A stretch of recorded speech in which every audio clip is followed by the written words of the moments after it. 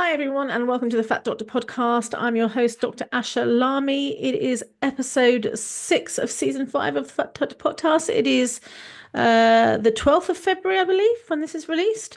How's it going? How you doing? Are you ready to get off this ride yet? I certainly am. For those of you watching on YouTube, you can see I'm in a nondescript grey hoodie, which is kind of how I'm feeling right now, nondescript and grey. Had a pretty bad night last night. Didn't sleep much because of the pain. Pain kept me up.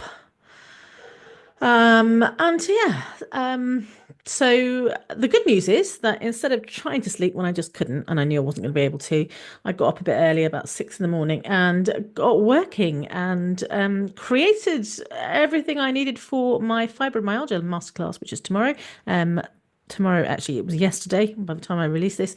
So if you missed it, don't worry, you can catch up with it any time. But I am feeling very knowledgeable when it comes to fibromyalgia. That's not what I'm going to be talking about today. Today, I'm going to be talking about something quite different. Um, I'm going to start off with a very simple statement. We can't control our health any more than we can control the weather. Boom, mic drop moment. I'll say it again. We can't control our health any more than we can control the weather. But Asha, we can't control the weather. Why, yes, I believe you're getting there. That's right. We can check weather forecasts every day. We can carry umbrellas around with us just in case, but we can't stop the rain. And that's pretty much the same thing that I can say about your health. We can take actions to support our health. We can check the forecasts, have our yearly blood tests or yearly physicals or whatever. We can carry around an umbrella, but at the end of the day, our body's going to do what our body's going to do, and there's nothing we can do to control the outcomes. Which is odd because society, certainly since I've been alive and actually for much longer than that, has been telling us that health, whatever that is, for those of you who are wondering, you need to go back to episode 2 of season 5 because that's when we discussed what health meant. But we're going to use the word health today interchangeably with well-being, which, as we both know, as we all know, is very difficult to define. But anyway, society tells us that health is our personal responsibility, right? It's something that we can achieve as long as we do, the right combination of diet and exercise and make the right choices and get good sleep and practice your breathing and your, this and your that and whatever it is they tell us to do, all that wellness culture garbage. Um, that somehow controls your health. Like, you can't control the weather, you can't control the health, but that's what we're told you can do. And of course, this ignores all of the other factors that are influencing our well-being, of which there are hundreds, and I couldn't possibly go into all of them. But today, rather than just kind of listing them all, because that's not what you're in for, that's not what you're up for, that's not what you're into, I should say, I'm just going to spend some time exploring why society is so obsessed with control when it comes to health. And what happens if we were to make a choice to move from control to trust? Yeah. Did I hook you in? Are you interested? Are you going to stick with me? Let's talk about the illusion of control to begin with, because I think we're living in an age of unprecedented anxiety about health. Even though we're living longer than we ever have before, even though we are quote unquote healthier than we ever have been before, physically, certainly, even though, we're no longer worried about famines and well, I was going to say plagues, but you don't know. You never know. It's February 2025. I don't know if anyone's going to be able to listen to this. We might not exist by the time it's due to download. But anyway, um, in general, we're living in, for many of us, we're living in a time that we are living longer and we are safer than we've ever been. And yeah, we have more and more anxiety surrounding our health. And I think it has two reasons. First is that we're bombarded with these messages everywhere, wherever we turn, about optimizing our bodies, right? You got to track your metrics. You have to, there's this whole thing about biohacking, fucking biohacking. Um, all this nonsense. You gotta eat clean. You gotta do this. You gotta do that. So we're constantly being force fed these messages, which is not pleasant. But I think it's more than that. I think there is an existential piece to start with, because in a world that feels chaotic, controlling our health, controlling anything, but in this case, our health, our well-being, is a way to feel secure, right? I can't control this, and I can't control that, and I can't control what the 47th president of the United States is going to do, or the Nazi that is Elon Musk is going to do. But I can control my own health. I just had to get that in there. Sorry, no more references to American politics. But it's very common, I think, when things feel out of control to want to control something. And you see this in children, you see this in anyone who is, experiencing trauma in their life is, this is really hard. So I'm just going to go over here to this little bit and try and work on this bit. It's a means of distraction. It's a means of regulating your nervous system. And I don't actually think there's anything wrong with that. It's also, by the way, a way to push back against our own mortality because, as a doctor, I can tell you with absolute certainty, you are going to die. I'm sorry, but that is the fact. You are going to die. I can't tell you when, but it is going to happen because it happens to literally everybody. So I guess, that sense that life is short and fleeting and it could happen at any time. We then can feel again out of control and want to regain control over our own mortality. And the wellness industry massively capitalizes on this fear, right? This normal human fear. It's the wellness industry says, aha, I see you're fearful, and I'm going to sell you some products or some programs that promise you control over your bodies, control over your health, control over your destiny, right? They take our health anxiety and they use it to sell us shit, which is unethical, to say the least. And I think it's more than just the existential crisis that we're all going through. I think it goes beyond that. I think we also have to talk about body hierarchies, social hierarchies, because we as a society have created a system that ranks bodies, right? It ranks bodies on all sorts of things, but on strength or perceived strength, on perceived dominance, but also on their perceived health status. That person looks healthy. We will follow them. And in a way, again, this is very normal. I mean, we see this throughout like primates and all mammals, really, and probably all animals. I'm not an expert, but it's very common. We see this everywhere. That in every community a leader is born, and usually that leader displays something that makes them safe and strong and reliable and someone we can trust. And we accept that person gets the share, the bulk share of the power because they are our leader. With great power comes great responsibility, yada, yada, yada. But we've kind of corrupted that, haven't we? We've corrupted that a little bit. And because now there is a very, very, very finite definition of what is perceived to be healthy and therefore what is considered to be good and, to rank higher in our system. And that perception is warped because health is all encompassing. Again, go back to episode 2. It's not just physical, but we have an idea. If we close our minds and we say to anyone, a child, an adult, doesn't matter, what does healthy look like? You close your eyes, you have an idea, and that idea was given to you by society. And I guarantee you that picture in your mind is not disabled. That picture in your mind is not transgender. I can't guarantee it, but it's not transgender. It's not black. It's not marginalized. It's definitely not fat. The picture in our mind is probably a thin white woman or thin stroke muscular white man. Cisgender, probably has a six pack. That's healthy.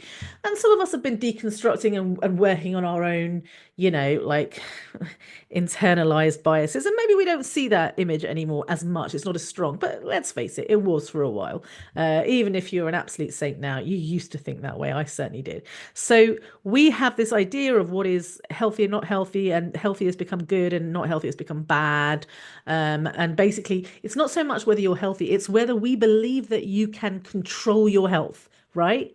So as long as we think you can control it. So let's just say you were in a terrible accident and you lost a limb, but then you went on to become a para-Olympian, right? You still can control your health. So you're still perceived as good.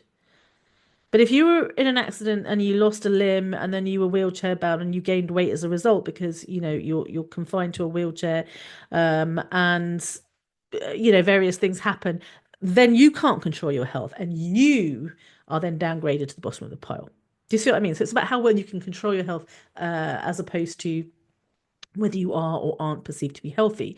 And, of course, there are massive inequalities that people face, circumstances that people face. It's all about being resourced at the end of the day. But this is what we've been told as a society. And my question is, when? When did this happen? Was it always this way? Because health, health wasn't always viewed as an individual responsibility. There was a point in time, when it was quite the opposite. In fact, individual responsibility is a relatively modern kind of Western concept when it comes to health that kind of gained traction in the kind of the very late 19th century, and mainly the 20th century, really kind of mid 20th century. So not that long before I was born. I was born in 1980, and that was when we were really kind of very much like sort of um we were, I can't think of the word. Oh my gosh, my brain. But that, by 1980, we already believed very strongly that it was an individual responsibility, but it didn't always used to be that way. If you look back, kind of the kind of the increase in the belief, or the belief that it's an individual responsibility, kind of coincides with the rise of capitalism and neoliberalism, and also the medicalization of like human behavior, the pathologization of fat. Like fat was once just a descriptor. You were fat, that's who you were, and then it became pathologized. And we've medicalized a lot of things that just used to be part of life, right? Stress, for example, it's become medicalized. Stress is life, part of life, and so as we've done that, as we've kind of talked about, as capitalism has really sunk its claws into us, we've seen a real kind of shift from collective responsibility to individual responsibility when it comes to health. So look back at history, right? Look back, way, way back. The Roman Empire developed aqueducts, public baths, sewage systems, all of these things. They introduced public health, right? 2,000 years before it became, a priority, in society's agenda. They were amazing when you think about it. But what does that say? It showed us that social structures, environmental influences, and just general well-being, community well-being was like important when it came to health. They recognized that. If you look at Hippocratic medicine in ancient Greece, Hippocrates believed that there had to be a balance between nature and personal blame, right? Like it was like a kind of one and the other.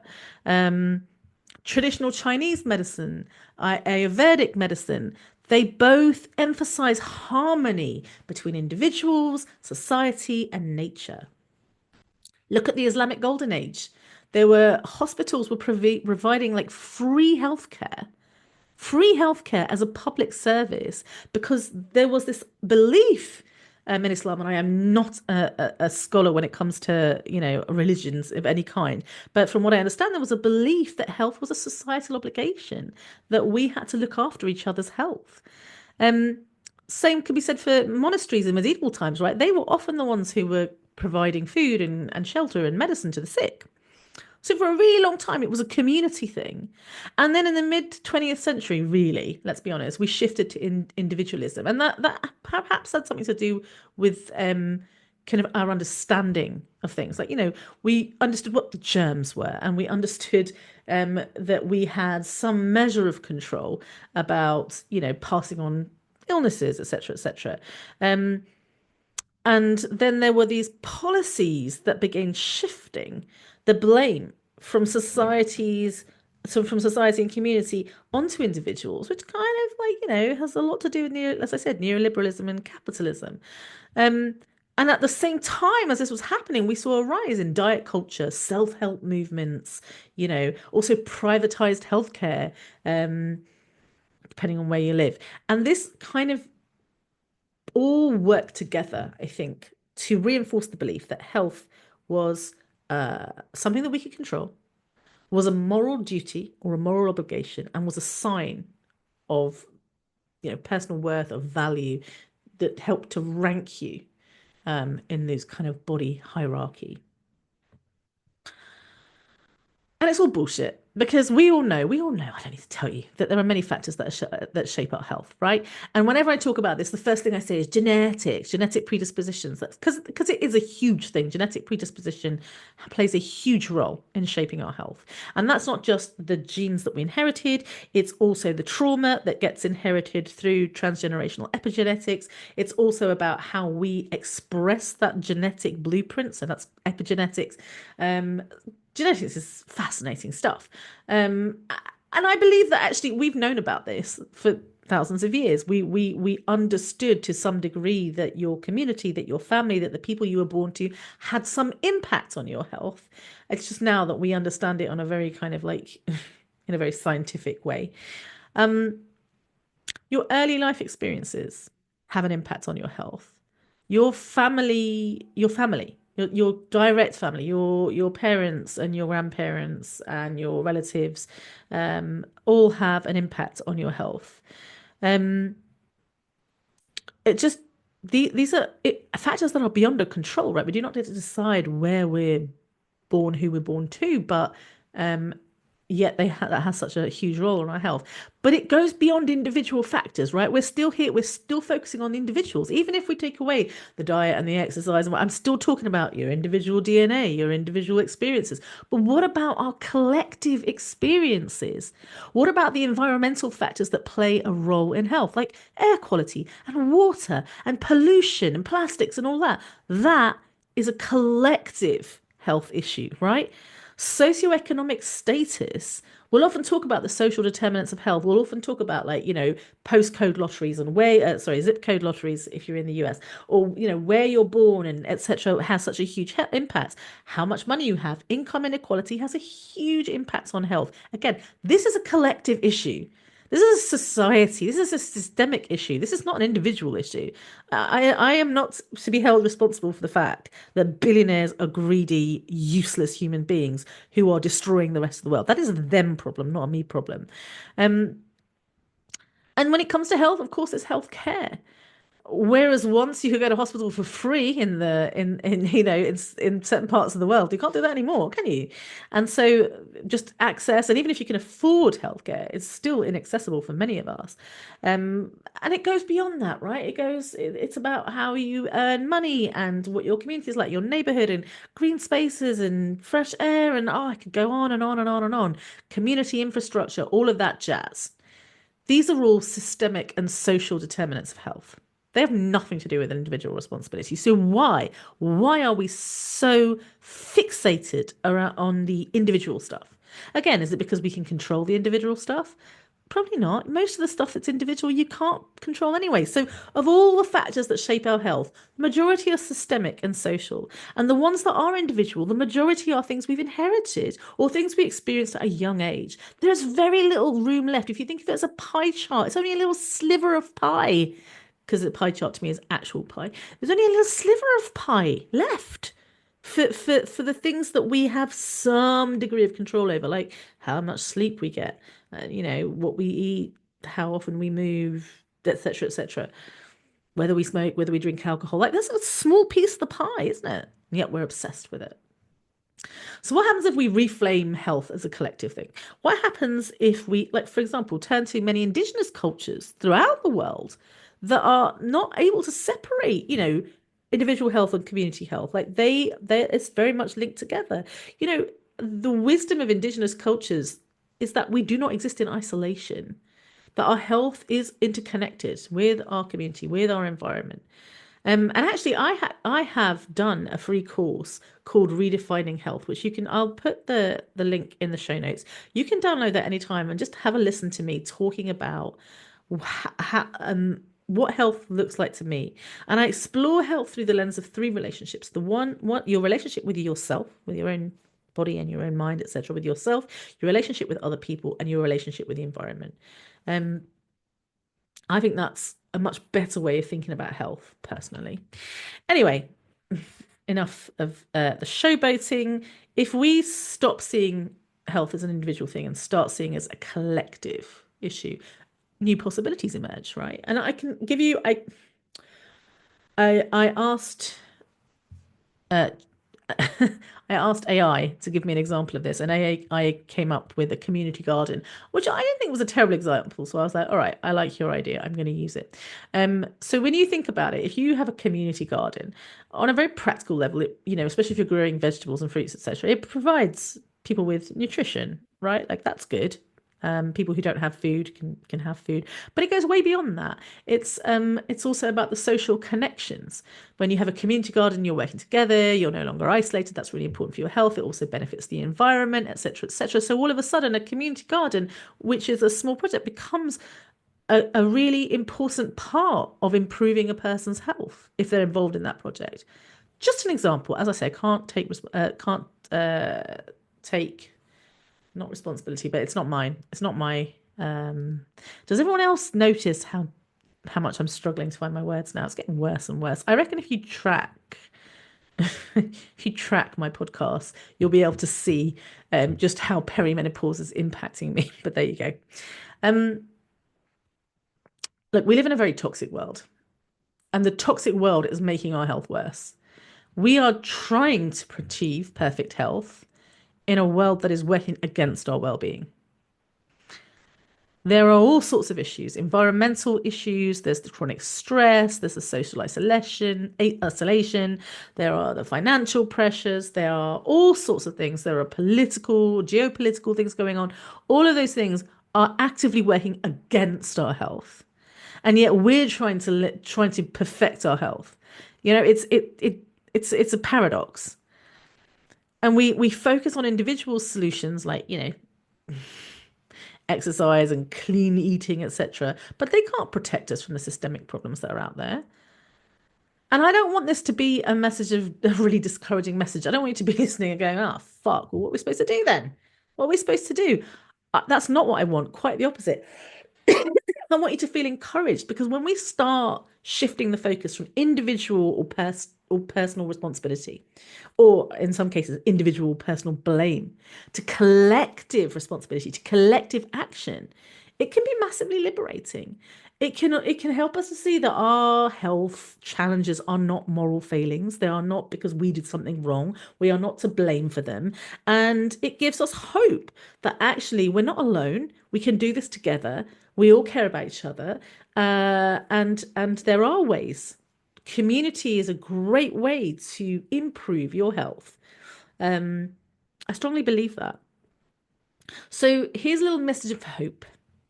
If we can't do body control, because controlling your health is the equivalent of trying to control the weather, it's not possible. If we can't do body control, what about if we shift that to body trust? What about instead of overriding our body's natural signals, forcing them into submission, like pushing them down, ignoring them? You're hungry? Tough shit. You want to rest? No rest for the wicked. All of that jazz. Instead of doing that, what if we start to tune in? Just tune in to begin with.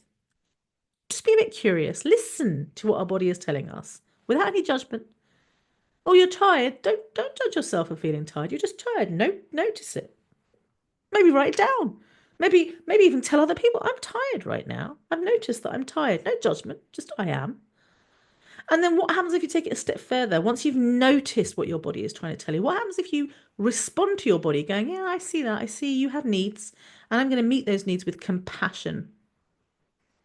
I'm not gonna stick to my rigid rules that basically force me to ignore what you're saying. No, I'm be compassionate about it. You're tired. Oh, that's no wonder you're tired, because it's been a long week, or you didn't get any sleep last night, Asha, because of the pain in your shoulders. So of course you're tired. That's normal. What if we kind of began to stop judging ourselves by other people's standards?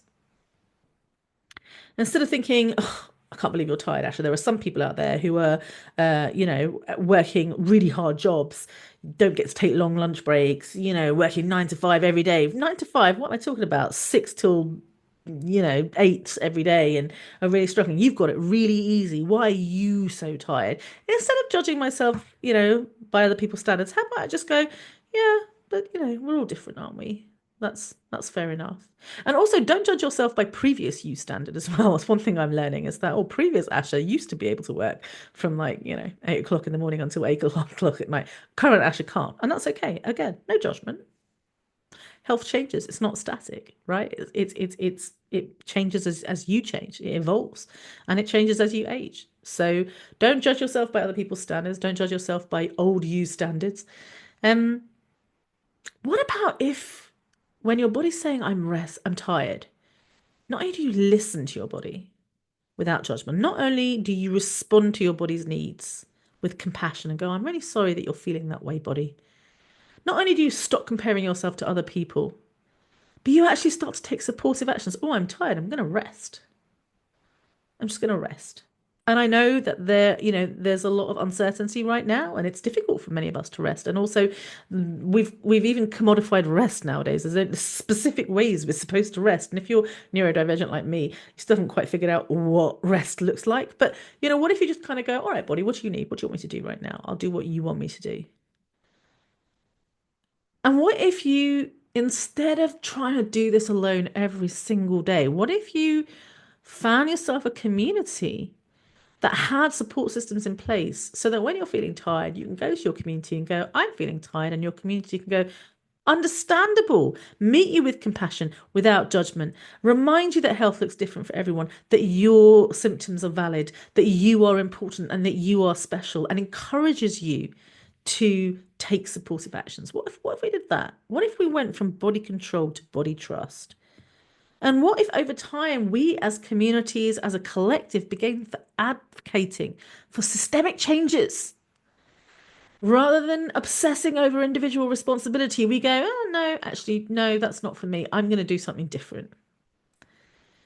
I think in order to trust our bodies, we have to make peace with the fact that we are mortal, that we will one day die, and that our health is uncertain. And I don't think that is like you switch a switch or you just take a few steps and you're there. I think that is a continuous process of learning and unlearning. And I'm not there yet. And I've been sharing a lot more about the fact that I've got chronic pain now, that I've had chronic pain since November, and it's new to me, and I've had to do all this unlearning again. Um, but I'm moving in the direction of body trust. And that's something that I wanted to encourage you all to do as well. So look, we can't control the weather, we can't control our health, but we can learn to work with our bodies rather than against our bodies. And I think that's amazing. We can build communities that support our well-being, and we can find peace in the knowledge that actually our worth isn't determined by our ability to control our health, because we can't control our health, and therefore our worth cannot be found there. I'm going to be talking about that more over the coming months. I'm really been taking time to get back to basics. And you'll notice once a month, I'll do one of these episodes where I'm like, let's get to grips with the really kind of foundational basic beliefs we have around health. So I'm going to keep chipping away at that. But thank you very much for listening. Speaking of building communities, by the way, have you thought about joining the waiting room? I have this fantastic community, which I'm extremely proud of, that grew very organically and very quietly and very sensitively, and has turned into a fantastic place where we do all of the things that I suggested that we needed to do. You can join for just £15 a month. And if you join, you get a free chronic pain consultation if you've joined before the 19th of February. That's if you have chronic pain. If you don't have chronic pain and you want to do a consultation with me anyway, you can. We could just not do a chronic pain one. We could do a different consultation. Do you know what I mean? Anyway, I would love to see you there. All the information will be in the show notes. Let's move on to our recurring sections. The first one is everything you've been taught about weight loss is a lie. And I'm actually going to be picking apart one study, or at least over this week and next week, possibly even further, because I really liked this study. And I think it'd be nice to sort of just look at it in a bit more detail, just for a few minutes, for those of you who like the evidence. This is by A. Janet Tomiyama, Britt Alstrom, and Tracy Mann of UCLA and the University of Minnesota. It's called The Long-Term Effects of Dieting. Is Weight Loss Related to Health? It is from 2013. Obviously, details in the show notes. So it is a systematic review. They this is I'm going to read, if that's okay for a moment. I'm just going to read from the abstract. Um, Success in dieting interventions has traditionally been defined as weight loss. It is implicit in this definition that losing weight will lead to improved health, and yet health outcomes are not routinely included in studies of diets. Odd, right? In this article, we evaluate whether weight loss improves health by reviewing health outcomes of long term randomized controlled diet studies. We examine whether weight loss diets led to improved cholesterol, triglycerides, systolic and diastolic blood pressure, and fasting blood glucose, and test whether the amount of weight loss is predictive of these health outcomes. So let me just go back through that. Success in dieting interventions has traditionally been defined as weight loss, which makes sense. Are you successful? You lost weight. Interestingly, it's not being able to maintain weight loss, it's just losing weight loss. That's enough to be considered success. But there is this implied sort of belief that nobody's ever really questioned that if you lose weight, your health will improve. But that's not necessarily true, right? And that's what this systematic review was all about. Let's actually get to grips with whether it is true, whether when you lose weight, you improve your health outcomes. And I'm just going to tell you a little bit about what the study they did a full PubMed, Google search, Google Scholar search, the usual stuff. And here was their inclusion criteria, and I think it's really good because I think it says something about good quality science research. First of all, they only included randomized controlled trials because randomized controlled trials are the most vigorous and the most reliable sources of data. And we really need to stop relying on other forms of data when we make these broad, sweeping statements about weight loss and its benefits, right? Because observational studies, other studies that aren't randomized controlled trials, are not reliable and are very much open to bias and never, ever, ever account for things like weight cycling, weight stigma, stress, social determinants of health, etc., etc. So they're not reliable. That's why a randomized control trial is really the only piece of evidence I'm interested in when I'm testing whether or not weight loss improves health. So only randomized controlled trials. They only included studies that had a non-diet control group. Why is this important? Because so often studies will compare a diet to another diet, which is not helpful. So I need to know what happens to people who don't diet. So there has to be a non-diet control group. That's just basic science, okay? Basic stuff. I imagine you learn that in high school. You don't even need to go to university to learn that. So they only included interventions where the goal was to lose weight or where participants were put on a typical low calorie or low fat diet. In other words, they weren't looking at studies that were talking about, other lifestyle measures or improving nutrition. It had to be a study that was looking at weight loss. You had to be at least aiming for weight loss in order to determine whether weight loss itself is useful. Like there's plenty of studies out there that look at the benefits, for example, of movement. They're not included because even though weight loss can occur as a result of movement, that's not what we're studying here. We're studying weight loss. So they also only included studies that are described as having at least a 2-year follow-up. Why? And this is very important. For a diet to be considered successful, according to the medical establishment's own definitions, individuals have to maintain that weight loss for a year. Otherwise, it's not successful. Right? So it takes about a year to lose, for most of these studies, for people to lose weight over these studies. And then we need to make sure that they maintain that weight loss for another year. So in order to capture the data, it was a minimum of 2 years. So only RCTs had to have a non-diet control group, had to have the intention of losing weight, and had to have a follow-up that went to at least 2 years. That's all they were asking for. That's all they were asking for. And they found 21 papers in total. In the entire lexicon, I am talking every paper ever published about diet and health outcomes, going on a diet, losing weight and health outcomes.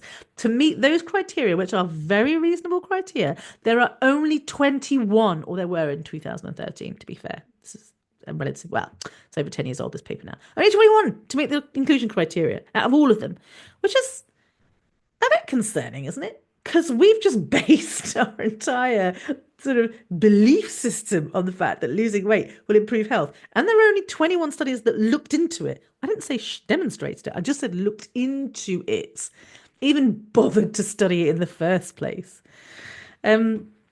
Now, you might be saying, Asha, why do you always want to know about cholesterol and systolic blood pressure? I don't. I really don't. There are far more interesting things out there for me. However, all of these studies, only got 21, and then they all reported on different things, right? There wasn't, they included any study that looked at any health outcome. So in order to kind of, be able to draw any conclusions from the data, they had to pick the 5 most common areas that were focused on and the 5 most reported. Sorry, not 5, sorry. They had to focus on the outcomes that were reported in at least 5 studies in order to have any useful data. So if one study, looked at kidney health, well, that's great. It's very important. I agree that kidney health is important. I'm sure you agree. But if there's only one study, there's very little information I can get out. So they said, we'll focus on, you have to have at least 5 studies that talk about it, which is why, unsurprisingly, we have blood pressure and we have triglycerides and we have cholesterol and we have blood glucose, because they're the ones that we're most interested in studies, not you and me, in studies.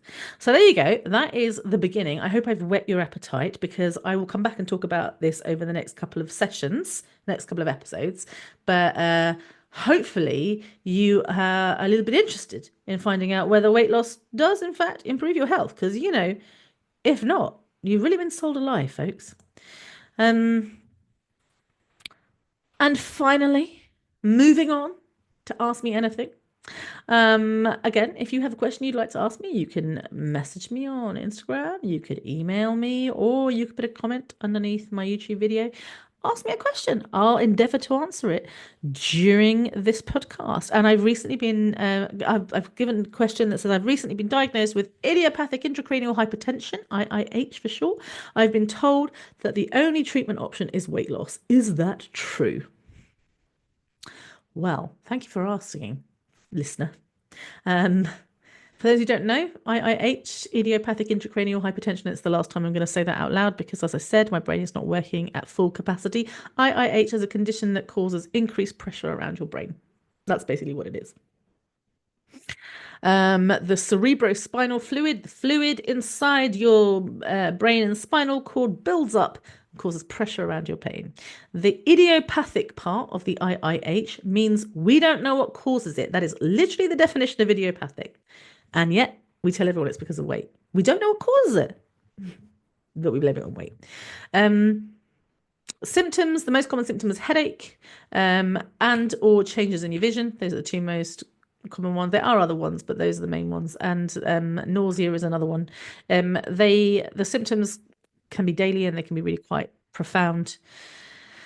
A few simple facts. Number 1, not everybody who is fat gets IIH. Most people who are fat don't get IIH. It's only a small selection of people. So you got to ask yourself, if it's got to do with being fat, why don't we all have it? Second thing is, not everybody with IIH is fat. There are some thin people with IIH. Again, if it's a fat person thing, why is it happening in thin people? But I know what you're going to say. Yeah, but actually it's much more common in fat people. It's much more common in fat people. So how do you explain that? Well, let me tell you, recent research actually shows that IIH is contributing or possibly even causing weight changes, not vice versa, kind of like with insulin resistance. Crazy talk. Turns out, instead of blaming fat people for having IIH, we should be blaming IIH for causing fat people, if that makes sense. Yeah. Also, there's other studies that have shown that rapid weight changes, as opposed to stable weight, so rapid weight changes are what triggers the IIH symptoms. So if you suddenly gain weight, you suddenly lose weight, that's what triggers IIH. And what that means is crash dieting and or weight cycling actually potentially makes things worse, which is weird because your doctor just told you to lose weight. I bet your doctor said, why don't you try bariatric surgery, or have you considered studying Ozempic? That's a significant amount of weight loss over a short period of time, right? And then once you hit the peak, the nadir, and then you start regaining weight, that's a significant amount of weight loss or weight gained. Isn't that going to make things worse? Like, does your doctor want to make your life worse? I don't know. Seems to be. And And finally, the most, I would say, up-to-date information is from 2023. It's from the American Academy of Neurology. It is the systematic review they did in order to form their guidelines. So I would say this is absolutely, without doubt, the most up-to-date relevant information. Makes it very clear that whilst weight loss might it's not very reliable data, but might change the pressures in your brain. So it might reduce the pressures in your brain. There's no evidence that it improves your headaches, your vision, your quality of life, or your mental health. So you've got to ask yourself, why am I going on a diet if it's not going to change my headache or my visual changes? Why would I do that? So, friend, you've been lied to. Unsurprising, but you have absolutely been lied to. And just to summarize, it's not you, it's them. And by them, I mean your doctor, that your weights has not caused it. In fact, quite possibly the IIH has caused you to be fat. If not, it could be if you had a rapid change in weight. I see it quite often on people who either go on a crash diet and then regain, or on patients who are put on medications that suddenly cause weight changes. Oftentimes, you then suddenly get IIH as well. It just appears out of nowhere, and it's that rapid change that makes a difference. So it could be that. It could just be that that you're fat and you have IIH, and the two are completely unrelated. And either way, I wouldn't advise rapid weight changes because that appears to make it worse. I also think that weight loss has not been shown to be beneficial in any way, and we all know that weight loss is harmful for a number of different ways. It has serious short-term impacts, including headaches and dizziness, I should point out. It has serious psychological impacts, low mood, poor concentration, anxiety, depression, poor body satisfaction. It is linked to eating disorders. In fact, people who go on severe diets, sort of, quite like missing meals or dropping their calories significantly, things like that. They're up to 18 times more likely to develop an eating disorder. And it's linked to weight cycling, which has been shown to be an independent risk factor for poor health outcomes, including when it comes to your IIH. So maybe go back to your doctor and be like, yeah, I'm not doing that. You could either say, I tried losing weight and it didn't help. That's one option. But if you haven't, then that's they'll know. Another thing to say, weight loss isn't an option for me. I'm not doing that. So what else do you recommend? Because there are medical treatments available for this condition. I don't think they're perfect. I think they have a lot of side effects and a lot of people can't tolerate them. But there are other treatments available. So you might want to go back to your doctor about that. I certainly would. Thanks for listening, folks. That was episode 6. Come back next week. I'll have a new story for you, a new character. Last month was Jay. I still haven't come up with a name. Let's keep you in suspense rather than trying to come up with one. I haven't had enough sleep to be able to come up with a good one. But we'll have a new character to get involved with. And then the following week, episode 8, we'll hopefully have another guest on. I hope you enjoyed that podcast episode with Leslie Jordan Garcia. That was an amazing episode. I'm looking forward to having my next guest on. Thank you very much for listening, and have a week. I'm not going to say a good week. Just yeah. Okay. All right. See you next time.